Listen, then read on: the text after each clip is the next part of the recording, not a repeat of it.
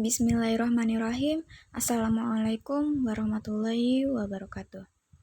Yang terhormat kepada Bapak Ahmad Anwar Dhani, SSI MSOSI, selaku dosen pengampu mata kuliah sejarah dakwah, dan yang saya banggakan teman-teman sekelas bimbingan dan konseling Islam kelas 1D.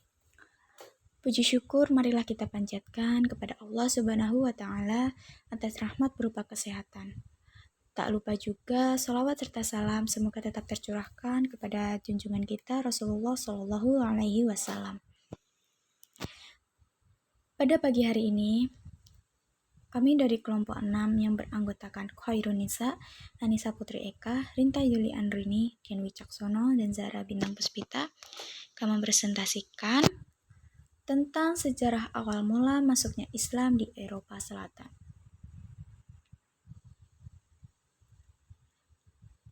Awal mula masuknya Islam ke Eropa Selatan. Islam masuk ke Eropa Selatan melalui datangnya bangsa Moor dari Afrika Utara pada abad ke-8 sampai 10. Selama beberapa abad, entitas politik muslim berdiri kokoh di wilayah yang saat ini adalah Spanyol, Portugal, Selatan Italia, dan Malta. Komunitas muslim di wilayah tersebut kemudian mereka dipaksa untuk murtad atau dibunuh oleh Raja Spanyol pada akhir abad ke-15. Istilah Muslim Eropa digunakan untuk negara-negara mayoritas Muslim seperti Albania, Kosovo, dan Bosnia dan Herzegovina. Negara-negara lintas benua seperti Turki, Azerbaijan, dan Kazakhstan memiliki populasi Muslim yang besar seperti halnya di Kaukasus Utara, Rusia. Para dai yang menyebarkan Islam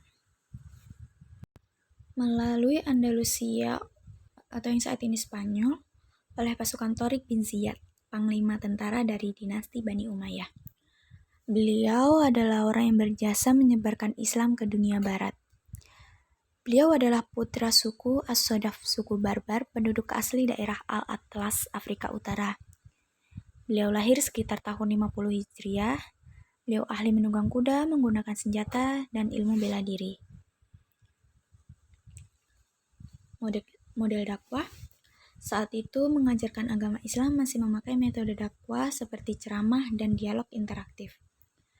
Dalam proses pembentukan dan pengembangan masyarakat Islam yang juga melalui kontak, misalnya kontak jual beli, perkawinan, dan keadaan tersebut berlangsung secara individual dan kolektif. Eropa banyak lagi variabel yang menyebabkan Islam menyebar luas seperti dunia penelitian, hiburan, dan olahraga. Para ilmuwan barat banyak yang mengkaji Islam, kemudian melakukan penelitian, yang penelitiannya itu membuktikan kebenaran Al-Quran, sehingga pada akhirnya para ilmuwan Eropa berbondong-bondong masuk Islam. Respon masyarakatnya, dalam konteks pendidikan agama Islam, masyarakat Muslim Eropa selalu termotivasi dengan semangat agama dalam menanamkan ajaran Islam melalui pendidikan. Hal ini tidaklah bertentangan dengan konsep kenegaraan Eropa sehingga pendidikan Islam terus berjalan. Sistem pendidikan terpadu yang diterapkan oleh pemerintah Eropa memberikan pertimbangan tersendiri kepada Muslim di sana, terutama untuk memasukkan anak mereka ke lembaga pendidikan. Berikutnya, umat Muslim Eropa sering menjadi subjek dari perdebatan yang intens dan kampanye politik. Terkadang menjadi lebih hangat ketika terjadi peristiwa-peristiwa seperti fitnah, serangan teroris kepada umat Islam, kontroversi kartun Nabi Muhammad di Denmark, perdebatan soal cara berpakaian Islami, dan kampanye partai-partai sayap kanan populis yang melihat Muslim sebagai ancaman terhadap nilai-nilai Eropa, budaya, dan cara hidup.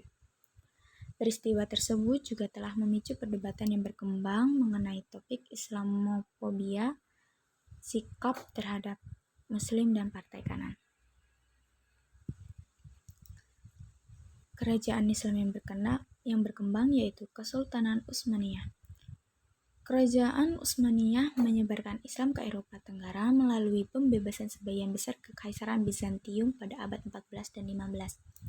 Selama berabad-abad, Kesultanan Utsmaniyah juga secara bertahap kehilangan hampir semua wilayah di Eropa, hingga akhirnya runtuh pada tahun 1922. Penduduk asli yang memeluk Islam di negara-negara Balkan saat ini memiliki populasi yang besar dan menjadi mayoritasnya. Berikutnya puncak kesuksesannya. Berabad-abad yang lalu, semua itu diawali oleh penaklukan negara Andalusia pada tahun 756 Masehi sampai 1492 Masehi di semenanjung Iberia. Kemudian berlanjut melalui Sisilia serta penaklukan wilayah Balkan yang dilakukan oleh Kekhalifahan Utsmaniyah.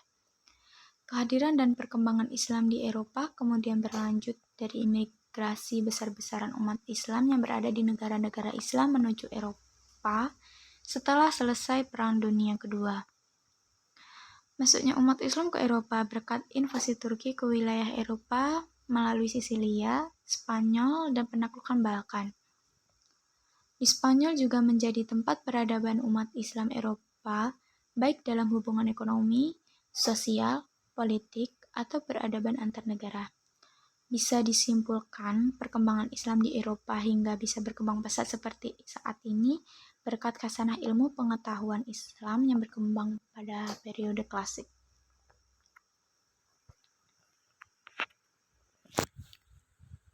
Faktor kemunduran atau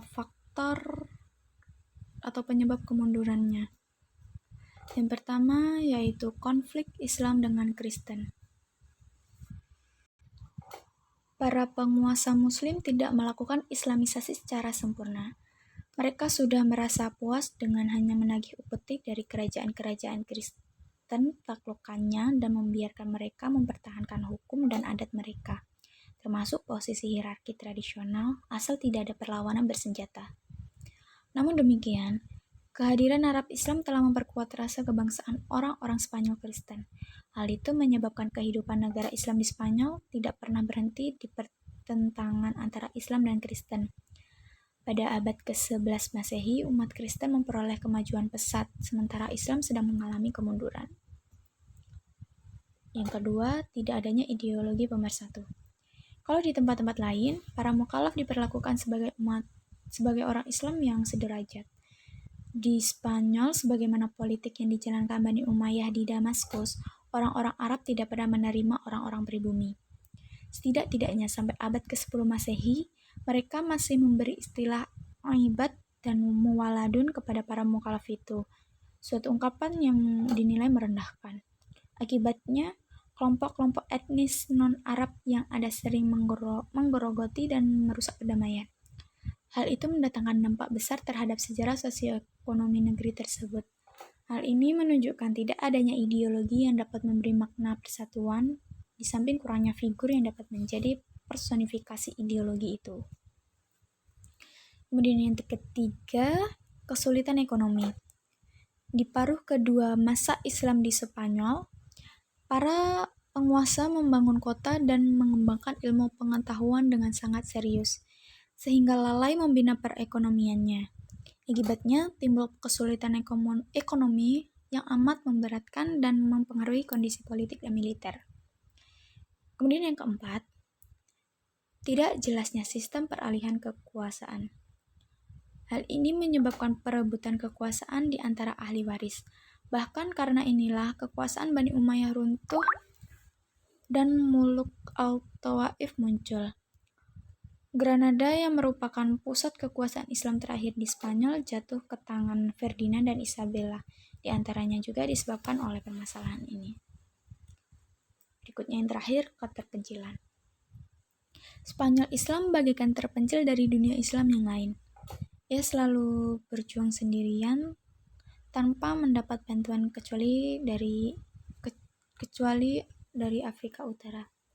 Dengan demikian, tidak ada kekuatan alternatif yang mampu membendung kebangkitan Kristen di sana. Baik, berikutnya kepada teman-teman semua, apabila ada pertanyaan, kalian bisa menyampaikan melalui forum diskusi di Sikulan, dan apabila ada yang ingin menambahkan atau menyanggah, kami persilahkan. Saya mewakili dari kelompok 6 meminta maaf sebesar-besarnya apabila ada kekurangan atau bahkan kesalahan dari materi yang kami sajikan atau kami sampaikan. Akhirul kalam, wassalamualaikum warahmatullahi wabarakatuh.